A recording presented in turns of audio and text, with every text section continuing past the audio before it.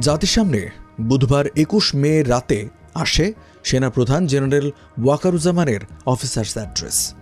সেখানে নির্বাচন, করিডোর, বন্দর, সংস্কার, মব ভায়োলেন্স সহ নানা বিষয়ে সেনাবাহিনী ও নিজের অবস্থান পরিষ্কার করেন তিনি। এরপরে ২৪ ঘণ্টায় রাজনীতির মাঠে দেখা গেছে নানা তৎপরতা, হরেক আলোচনা আর চাপা উত্তেজনা বিভিন্ন মহলে।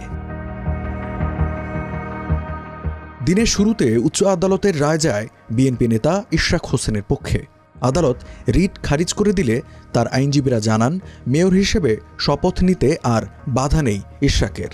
এই রায়ে উল্লাসে মাতেন তার সমর্থকরা। টানা অবস্থান তুলে নেওয়ার আগে দুই ছাত্র উপদেষ্টা মাহফুজ আলম ও আসিফ মাহমুদ সজীব ভূঁইয়ার পদত্যাগ দাবিতে আসে আলটিমেটাম। বিষয়টি নিয়ে সামাজিক মাধ্যমে প্রতিক্রিয়া দেখান এনসিপি নেতা সার্জিস আলম।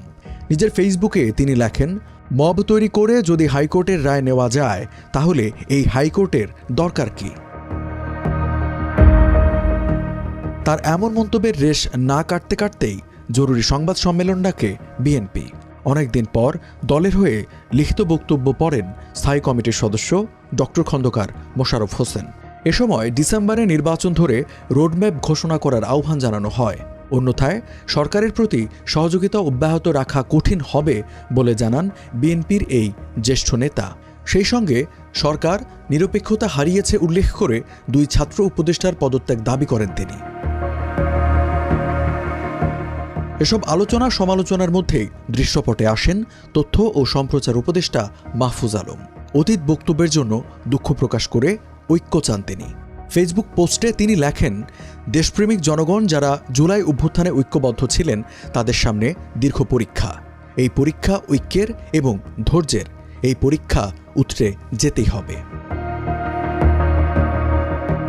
উপদেষ্টা মাহফুজ আলমের এই পোস্ট নিজের ফেসবুকে শেয়ার করেন এনসিপির নেতা হাসনাত আবদুল্লাহ।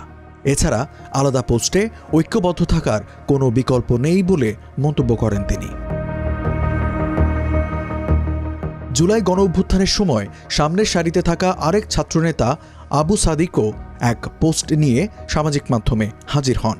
তিনি লেখেন, জুলাইয়ের গাদ্দারদের আহ্বানে নয়, বরং নিজ নিজ তাগিদে দেশের স্বার্থে আমাদের ঐক্যবদ্ধ থাকা প্রয়োজন।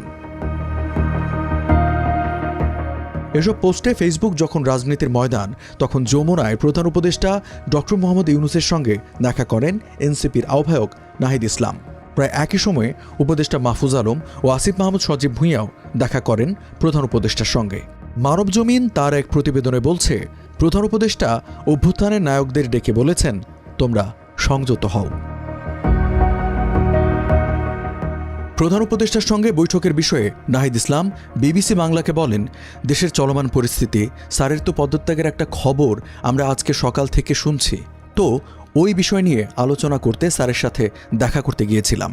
প্রধান উপদেষ্টা দেশের চলমান পরিস্থিতিতে কাজ করতে পারবেন না এমন শঙ্কা প্রকাশ করেছেন বলে জানিয়েছেন তিনি।